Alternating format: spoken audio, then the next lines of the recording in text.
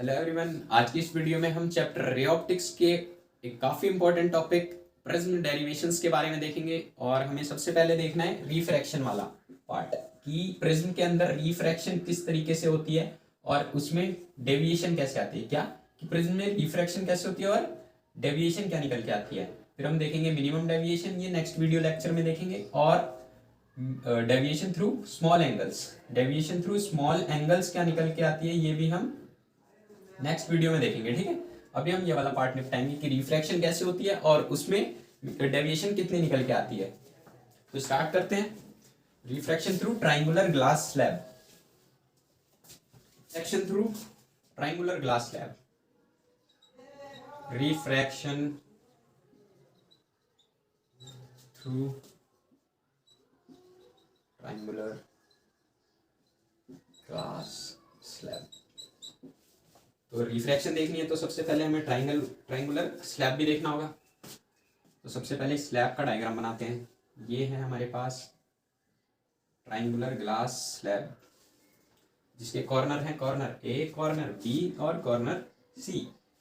ये है normal N1, normal है तो जो सरफेस ए बी के 90 डिग्री होगा, नॉर्मल N1। और नॉर्मल N2 है जो वो क्या होगा, वो सरफेस ए सी के 90 डिग्री होगा, परपेंडिकुलर होगा। और जहां पर ये दोनों मिलते हैं नॉर्मल, उस पॉइंट को नाम हम देते हैं क्यू। ठीक है,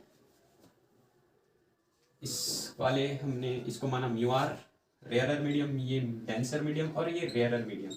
ये है रेयरर, ये है डेंसर और ये है रेयरर मीडियम। अब हुआ क्या, रिफ्रैक्शन हुआ तो मतलब यहाँ से इंसिडेंट रे आई। सबसे पहले जब एक मीडियम से दूसरी मीडियम में गई तो जानी कुछ वो इस तरीके से जानी चाहिए थी, बट हुआ क्या, एक मीडियम से दूसरे मीडियम के जाने के दौरान उसने रिफ्रैक्शन किया जो कि ऐसे ही अब टूवर्ड्स द नॉर्मल आई। क्यों? क्योंकि रेयर से डेंसर में जाने के दौरान क्या होता है, incident ray towards the normal आती है। ठीक है, ये होगी रिफ्रैक्टेड रे, रिफ्रैक्ट हुई है। अब ये जानी कुछ इस तरीके से थी, बट मीडियम चेंज हुआ, डेंसर से रेयर आ रहा है तो वो क्या होगी, नॉर्मल से दूर जाएगी। ठीक है, और उस एंगल का नाम होगा ई, रे का नाम होगा इमरजेंट रे, इमरजेंट रे। ये होगी इंसिडेंट रे, ये एंगल होगा आई, जो हुआ ई, इसको नाम दिया रिफ्रैक्शन एंगल R1, इसको नाम दिया रिफ्रैक्शन एंगल R2, नॉर्मल से रिफ्रैक्टेड रे का एंगल। ठीक है, अब ये वाला पॉइंट है, इसको भी एक काम करते हैं, एक्सटेंड कर लेते हैं पीछे की तरफ। जिस पॉइंट पे ये टकराई दोनों रे, उसको नाम दिया पॉइंट एस, पॉइंट एस। और जो वो दोनों के बीच एंगल बन रहा है उसको नाम दिया एंगल डेल। ये पॉइंट ऑफ इंटरसेक्शन है इन दोनों लाइन का, तो ये पूरा एंगल कितना होगा, ये पूरा भी एंगल इसके इक्वल होगा, एंगल आई, एंगल आई होगा। ये पॉइंट ऑफ इंटरसेक्शन है इस और इस वाली लाइन, ये एंगल ई है तो ये भी एंगल ई होगा, ये एंगल ई होगा। और ये एंगल ई है पूरा, जिनमें से R2 ये है, तो ये वाला एंगल कितना होगा, ये सिर्फ ये, और इसमें सिर्फ ये वाला कितना होगा। अगर ये पूरा आई है, जिनमें से R1 ये है, यानी ये कुछ इस तरीके से ये ठीक है, ये और ये, जिनमें से R1 ये है और ये कितना है ये हमें बताना है। और ये टोटल कितना है, टोटल है आई, ये आई है। अच्छा, अब मान लिया कि ये जो लाइन है इसका ये 10 है और ये है 5, तो इसमें से इतना जाएगा, यानी 10 में से, ये पूरे 10 में से अगर 5 गया तो ये कितना बचा, 5, यानी 10-5। उसी तरीके से हम क्या करेंगे, ये पूरी कितनी है आई, अगर आई में से इतना जाना है तो ये कितना होगा, आई माइनस R1, ये R1 है। मैं फिर बोलता हूँ, ये 10 थी बड़ी, 10 में से 5 गए तो कितना बचा, 5। उसी तरीके से आई में से R1 जाएगा तो ये एंगल भी R1 बच होएगा, जिस तरीके से 5 हुआ। तो ये कितना होगा, आई माइनस R1। शायद आप समझ रहे हैं, नहीं समझ रहे हैं फिर मैं बताता हूँ। ये है क्रॉस इंटरसेक्शन, ये पॉइंट है जिनमें से एंगल ई ये है, तो ये भी ई होगा, ये पूरा ई, ये रहा। ये है एंगल R2, जो लाइन कुछ इस तरीके से जा रही है ये वाली, फिर जिनमें से ये R2 है, ये R2 है, ये ई है, और ये बताना है हमें ये कितना होगा। तो दिस, ये वाले में से अगर हम ये वाला घटा देते हैं, इस पूरे में से अगर हम ये घटा देते हैं, ये इसके बराबर है, इसमें से अगर हम ये घटाएंगे यानी ये घटाएंगे, इसमें से ये घटाया, ये इसके इक्वल है यानी ये भी घटाया, तो ये बचेगा, तो ये पूरा कितना है, ई, इनमें से हमने ये घटा दिया -r2, तो ये वाला एंगल कितना आया, ई माइनस आर टू, ये एंगल कितना आया, ई माइनस आर टू। अब देखते हैं डेल किसके इक्वल आएगा। अगर हम इस ट्रायंगल की बात करें, माना कि ये पॉइंट P1 है, ये पॉइंट P2 है।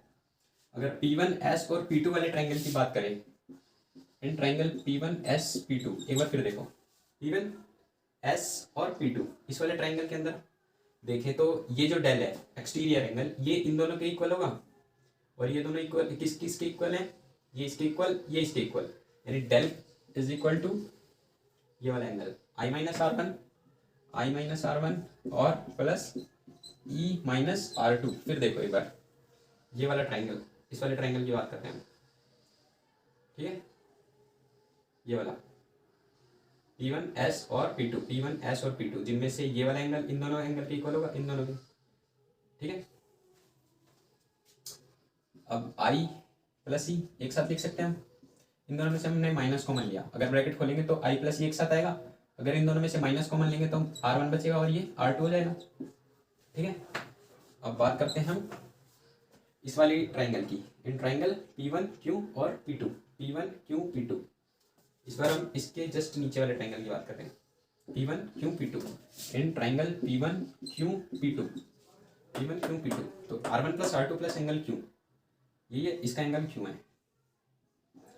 ठीक है, इस पॉइंट का Q का एंगल Q है, ये एंगल A है, ये एंगल B है, ये एंगल C है, ठीक है, इसको बोलते हैं प्रिज्म एंगल, ये एंगल A को, ये एंगल Q, R1 R2 और Q किसके इक्वल होगा, angle R1 plus angle R2 plus angle Q, angle sum property के अकॉर्डिंग ये 180 के बराबर होगा।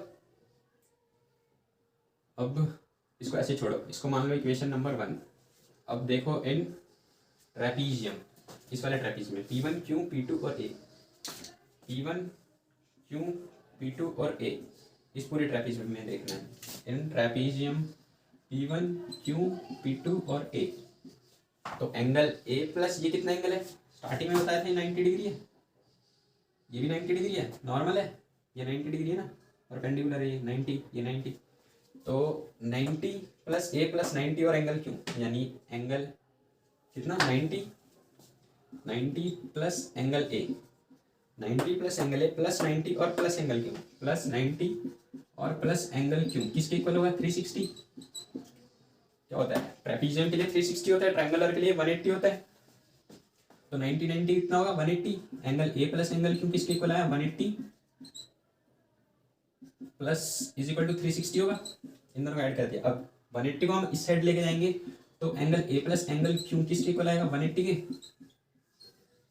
इसको मानी इक्वेशन नंबर 2।